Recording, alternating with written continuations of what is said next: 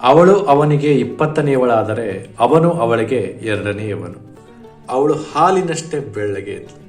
ಇಷ್ಟೇ ಅಲ್ಲದೆ ಗಂಗೆಯಷ್ಟೇ ಪವಿತ್ರ ಮನಸ್ಸು ಆಗಿದ್ದಿತ್ತು. ಅವ ಮನಸ್ಸು ಮಾಡಿದ್ರೆ ಅವಳನ್ನ ಎತ್ತಾಕೊಂಡು ಹೋಗ್ಬೋದಾಗಿತ್ತು. ಆದರೆ ಅವ ಹಾಗೆ ಮಾಡಲಿಲ್ಲ. ಯಾಕಂದ್ರೆ ಆಕಿ ಚಂದಕ್ಕೆ ಅವ ಅಷ್ಟು ಶರಣಾಗಿ ಹೋಗ್ಬಿಟ್ಟಿದ್ದ. ಈಗ ನಾನು ಯಾರ ಬಗ್ಗೆ ಹೇಳೋಕೆ ಹೊರಟಿದ್ದೀನಿ ಅಂತ ನಿಮ್ಗೆ ಗೊತ್ತಾಗಿದೆ ಅನ್ಕೋತೀನಿ. ಅವನೇ ದ ಗ್ರೇಟ್ ಮೊಘಲ್ ಚಕ್ರವರ್ತಿ ಅಕ್ಬರ್ನ ಮಗ ಸಲೀಂ. ಯಾರಂತ ಗೊತ್ತಾಗ್ಲಿಲ್ವಾ? ಇವಂಗೆ ಇನ್ನೊಂದು ಹೆಸರು ಇದೆ. ಅದೇನಂದ್ರ ಜಹಾಂಗೀರ್. ಕೆಲವು ಇತಿಹಾಸಕಾರ ಹೇಳೋ ಪ್ರಕಾರ ಇವನ ಆಸ್ಥಾನದಾಗ 800ಕ್ಕೂ ಹೆಚ್ಚು ಹೆಣ್ಮಕ್ಳು ಇದ್ರು ಅಂತ ಅವ್ರು ಹೇಳ್ತಾರೆ. ಇಷ್ಟು ಮಂದ್ಯಾಗ ಅವಂಗ ಅಗದಿ ಬಾಳ ಇಷ್ಟ ಆದಕ್ಕೆಂದ್ರ ಮೆಹರುನಿಸಾ. ಇವ ಆಕಿ ಪ್ರೀತಿಯಾಗ ಎಷ್ಟು ಹುಚ್ಚಾಗಿದ್ದಂದ್ರ ಆಕಿಗೆ ಆಲ್ರೆಡಿ ಒಂದು ಮದ್ವೆ ಆಗಿ ಒಬ್ಬಕಿ ಮಗಳಿದ್ರು ಕೂಡ ಆಕಿನೋ ಬೇಕಂತ ಕುಂತ್ಬಿಟ್ಟಿದ್ದ. ಆಕಿನೂ ಅಷ್ಟು ಹಗರ್ ಇರ್ಲಿಲ್ರಿ. ಆಕಿ ಮನಸ್ಸು ಎಷ್ಟು ಹಾಲಿನಷ್ಟೇ ಬಿಳುಪಾಗಿತ್ತೋ ಅದಕ್ಕಿಂತ ಜಾಸ್ತಿನೇ ಶಾನೆ ಇದ್ಲು. 34 ವಯಸ್ಸಾಗಿದ್ರು ಕೂಡ ದಂತದ ಗೊಂಬೆ ಹಾಗೆ ಕಾಣ್ತಿದ್ಲು. ಆ ಹೆಣ್ಮಗಳು ಮೆಹರುನಿಸಾ ಎಷ್ಟು ಶಾನೆ ಇದ್ಲು ಅನ್ನೋದಕ್ಕೆ ಒಂದು ಎಕ್ಸಾಂಪಲ್ ಕೊಡ್ತೀನಿ ನೋಡ್ರಿ. ಆಕಿ ಸ್ವತಃ ಕತೆ ಕವನ ಪರ್ಷಿಯನ್ ಭಾಷೆದೊಳಗೆ ಬರ್ತಿದ್ಲು. ಇವಾಗ ನಾವೇನು ಫ್ಯಾಷನ್ ಡಿಸೈನ್ ಅಂತ ಕರಿತಾ ಇದೀವಲ್ವಾ, ಅದನ್ನ ಆಕಿ ಅದೇ ಕಾಲದಾಗ ಸ್ವತಃ ಮಾಡ್ತಿದ್ಲು. ಅಂದ್ರ ಆ ಟೈಮ್ದಾಗ ಆಕಿ ಹೊಸ ರೀತಿ ಬಟ್ಟೆ, ಬಂಗಾರದ ಡಿಸೈನ, ಕೂದಲಿನ ಅಲಂಕಾರ ಅಷ್ಟೇ ಆಗ್ರಿ, ನಾವೇನು ಸುಗಂಧ ದ್ರವ್ಯ ಅಂತ ಕರಿತೀವಲ್ಲ ಆ ಸೇಂಟನ್ನು ಕೂಡ ಕಂಡು ಹಿಡಿದಿದ್ಲು. ಅಷ್ಟೇ ಅಲ್ರಿ, ಈಕಿ ಕಾಡಿಗೆ ಹೋಗಿ ಬೇಟೆ ಕೂಡ ಆಡ್ತಿದ್ಲಂತ. ಅದೆಷ್ಟೋ ಹುಲಿಗಳನ್ನ ಬೇಟೆ ಕೂಡ ಆಡಿದ್ದಾಳಂತ. ಈಗ ತಿಳಿತು ಅನ್ಕೋತೀನಿ ನಮ್ ಸಲೀಮಾ ಅಲಿಯಾಸ್ ಜಹಾಂಗೀರ್ ರಾಜ ನೂರ್ ಜಹಾಳನ್ನ ಯಾಕೆ ಅಷ್ಟು ಹಚ್ಕೊಂಡಿದ್ದ ಅಂತ. ಅವಾಗ್ಲೇ ಈ ನೂರ್ ಜಹಾನ್ಗೆ ಆಲ್ರೆಡಿ ಒಂದು ಮದುವೆ ಆಗಿ ಮಗು ಐತಿ ಅಂತ ಹೇಳಿದ್ನಿ. ಅದ್ರ ಬಗ್ಗೆ ನಮ್ ಇತಿಹಾಸಕಾರರು ಏನೇನು ಹೇಳ್ಯಾರಂತ ನೋಡೋಣ ಬನ್ನಿ. ಈ ಮೆಹರುನಿಸಾ ಯಾರು ಅನ್ನೋದು ನಿಮ್ಗೆ ಗೊತ್ತಾಗ್ತಿಲ್ಲ ಅನ್ಕೋತೀನಿ. ಇವಳು ಬೇರೆ ಯಾರು ಅಲ್ಲ, ನೂರ್ ಜಹಾನ್. ಹುಟ್ಟಿದ್ದು 1577ರಲ್ಲಿ. ಈ ಹೆಣ್ಮಗಳ ಅಪ್ಪನ ಹೆಸರ ಮಿರ್ಜಾ ಗಿಯಾಸ್ ಬೇಗ್. ಇವರ ಅಪ್ಪ ಪರ್ಷಿಯನ್ದಾಗ ಒಂದು ಪ್ರಾಂತ್ಯದ ಗವರ್ನರ್ ಆಗಿದ್ದ. ಇವ ಸಾಯನ ಮಿರ್ಜಾ ಗಿಯಾಸ್ ಬೇಗ್ ಕೆಲಸ ಇಲ್ಲದೆ ಸುತ್ತಾಡ್ತಾ ಇತ್ತಿದ್ದ. ಅವಾಗ ಹಾಗೆ ಸುತ್ತಾಡ್ತಾ ಭಾರತ ಕಡೆಗೆ ಬಂದ್ಬಿಡ್ತಾನ. ಹಂಗ ತನ್ನ ಜೊತೆ ತನ್ನ 2 ಮಕ್ಕಳನ್ನ, ಒಬ್ಬಕ್ಕಿ ಹೆಣ್ಮಗಳನ್ನ ಕರ್ಕೊಂಡು ಹಂಗೆ ದಾರಿಯಲ್ಲಿ ಬರುವಾಗ ಇವನ ಹೆಂಡತಿಗೆ ಹೊಟ್ಟೆ ನೋವು ಶುರು ಆಗುತ್ತೆ. ಆ ಒಂದು ದಾರಿ ಮಧ್ಯದಲ್ಲಿಯೇ ಒಂದು ಹೆಣ್ಮಗಳಿಗೆ ಜನ್ಮ ಕೊಡ್ತಾನೆ. ಆ ಮಗುನೇ ಈ ಮೆಹರುನಿಸಾ ಅಲಿಯಾಸ್ ನೂರ್ ಜಹಾನ್. ಅವತ್ತು ಇವಳ ತಂದೆಗೆ ಒಂದು ಹೊತ್ತಿನ ಊಟಕ್ಕೂ ಪರದಾಡ್ತಾ ಇದ್ರು. ಆದ್ರ ಮುಂದೊಂದು ದಿನ ಇವನ್ ಮಗಳ ಒಂದ್ ದೇಶದ ಮಹಾರಾಣಿ ಆಗ್ತಾಳಂತ ವಿಚಾರ ಮಾಡೇ ಇರ್ಲಿಲ್ಲ. ಅದೃಷ್ಟ ಹೆಂಗೈತಿ ಅನ್ನೋದು ಹೆಂಗೋ ಹಿಂಗೋ ಮಾಡಿ ಮಿರ್ಜಾ ಗಿಯಾಸ್ ಭಾರತಕ್ಕೆ ಬಂದ್ಬಿಡ್ತಾನ.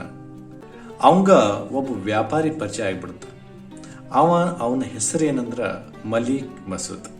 ಇವ ಏನ್ ಮಾಡ್ತಾನಂದ್ರ ಈ ಮಿರ್ಜಾ ಗಿಯಾಸ್ ಬೇಗ ಏನ್ ಅದಾನಲ್ಲ ಇದನ್ನ ಕರ್ಕೊಂಡು ಹೋಗಿ ಅಕ್ಬರ್ನ ಕಡೆ ಬಿಟ್ಬಿಡ್ತಾನ. ಅಲ್ಲಿ ಅವನಿಗೆ ಒಂದು ಕೆಲಸನೂ ಕೊಡಿಸ್ಬಿಡ್ತಾನ. ಇವ ಎಷ್ಟು ಶಾನ ಇದ್ದಂದ್ರ ಯಾರ ಈ ಮಿರ್ಜಾ ಗಿಯಾಸ್ ಅನ್ನವ ಕಡಿಮೆ ವರ್ಷದಾಗ ಕಾಬೂಲ್ನ ದಿವಾನ್ ಆಗಿಬಿಡ್ತಾನ. ಅಷ್ಟೊತ್ತಿಗೆ ಆಗ್ಲೇ ಇವನ್ ಮಗಳು ಕೂಡ ದೊಡ್ಡವಳಾಗಿರ್ತಾಳ.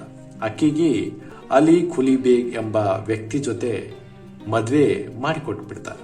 ಹಾಗಾದ್ರ ಈ ಜಹಾಂಗೀರ ಯಾವಾಗ ಮದ್ವೆ ಆದ ಅಂದ್ರ ಆಕಿ ಗಂಡನ ಇರುವಾಗಲೇ ಅವಳನ್ನ ಇವ ಮದ್ವೆ ಆದ್ನು. ಈ ವಿಷಯದ ಕುರಿತು ಅನೇಕ ಇತಿಹಾಸಕಾರರು ಏನನ್ನೋ ಹೇಳಿದ್ದಾರೆ. ಅದೇನಂದ್ರ ಅಕ್ಬರ ಯಾವಾಗ ಮರಣ ಹೊಂದ್ಬಿಡ್ತಾನ, ನಂತರ ಜಹಾಂಗೀರ ರಾಜ ಆಗ್ತಾನ. ಆವಾಗ ಈ ಅಲಿ ಕುಲಿ ಬೇಗ್ ಏನಿದ್ಲ ಬಂಗಾಳದ ಬುರ್ದ್ವಾನ್ ಪ್ರಾಂತ್ಯದ ಜಹಾಗೀರ್ದಾರ್ನಾಗಿ ನೇಮಕ ಮಾಡಿಬಿಡ್ತಾರ. ಇವಂಗ ಇನ್ನೊಂದು ಹೆಸರು ಇತ್ತು, ಅದೇನಂದ್ರ ಶೇರ್ ಅಫ್ಘಾನ್ ಅಂತ. ಮುಂದೆ 1606ರಲ್ಲಿ ಬಂಗಾಳದ ಗವರ್ನರ್ ಆಗಿ ಇದ್ದಂತಹ ರಾಜ ಮಾಲ್ಸಿಂಗ್ನನ್ನ ತೆಗೆದುಹಾಕಿ ಕುತ್ಬುದ್ದೀನ್ ಅನ್ನ ನೇಮಕ ಮಾಡ್ತಾನ. ಯಾರು? ಈ ಜಹಾಂಗೀರ್. ಆವಾಗ ಕುತ್ಬುದ್ದೀನ್ ಏನ್ ಮಾಡ್ತಾನಂದ್ರ ಈ ಶೇರ್ ಅಫ್ಘಾನ್ನ ತನ್ನ ಆಸ್ಥಾನಕ್ಕೆ ಕರ್ಸ್ಕೊತಾನ.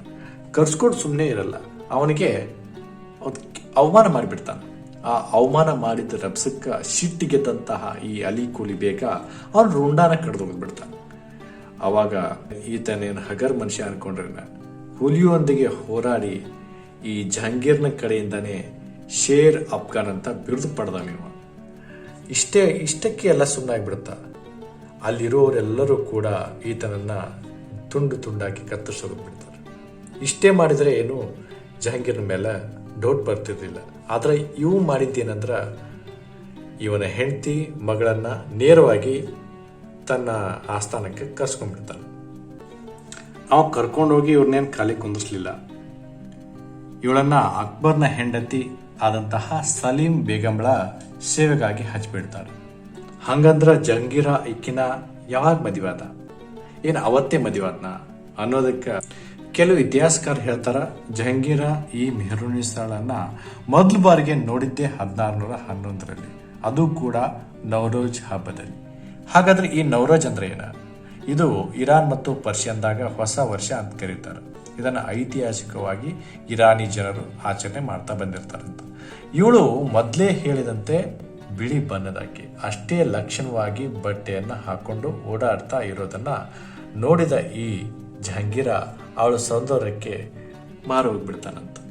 ಅಂದ್ರೆ ಅವತ್ತೇ ಅವಳನ್ನ ನೋಡಿದ ವರ್ಷವೇ ಮದುವೆ ಆಗಿಬಿಡ್ತಾನಂತ. ಅದೇ ಯಾವ ವರ್ಷ ಅಂದ್ರೆ ಯಾವತ್ತು ಆ ನವರೋಜ್ ಹಬ್ಬದಲ್ಲಿ ನೋಡಿರ್ತಾನಲ್ಲ ಅದೇ ವರ್ಷದಲ್ಲಿ ಮದುವೆ ಆಗಿಬಿಡ್ತಾನಂತ. ಹಂಗಂತೇಳಿ ಕೆಲವು ಇತಿಹಾಸಕಾರರು ಅವಳ ಗಂಡನನ್ನ ಇವನೇ ಕೊಂದು ಇವಳನ್ನೇ ಮದುವೆ ಆದ ಅಂದ್ರ, ಇನ್ನು ಕೆಲವರು ಆ ಕೊಲೆಗೂ ಇವನ್ಗೂ ಯಾವುದೇ ಸಂಬಂಧನೇ ಇಲ್ಲ ಅಂತ ಹೇಳ್ತಾರೆ. ಅವ್ರು ಯಾರಂದ್ರ doctor Veni Prasad, doctor RP Tripathi, doctor SR Sharma, ಇವರು ಇವ ಕೊಲೆ ಮಾಡಿಲ್ಲ ಅಂತ ಹೇಳ್ಬಿಡ್ತಾರೆ. ಇನ್ನು ಕೆಲವು ಇತಿಹಾಸಕಾರ ಹೇಳೋದೇನೈತೆ ಅಂದ್ರೆ ಜಹಾಂಗೀರ ರಾಜ್ಕುಮಾರ ಆಗಿರುವಾಗಲೇ ಇವಳನ್ನ ಪ್ರೀತಿ ಮಾಡ್ತಿದ್ದ ಅಂತ ಹೇಳ್ತಾರೆ. ಅದು ಹೆಂಗಂದ್ರ ಅವಳ ತಂದೆ ಏನು ಅರಮನೆಯಲ್ಲಿ ಕೆಲಸ ಮಾಡ್ತಿರ್ತಾನ ಆ ಸಂದರ್ಭದಾಗ ಏನು ಇವಳು ಕೂಡ ಬಂದು ಹೋಗ್ತಿರ್ತಾಳ, ಅದೇ ಸಂದರ್ಭದಾಗ ಅವಳ ಮೇಲೆ ಇವಂಗ ಪ್ರೀತಿ ಆಗಿರ್ತದೆ ಅಂತ ಹೇಳ್ತಾರೆ.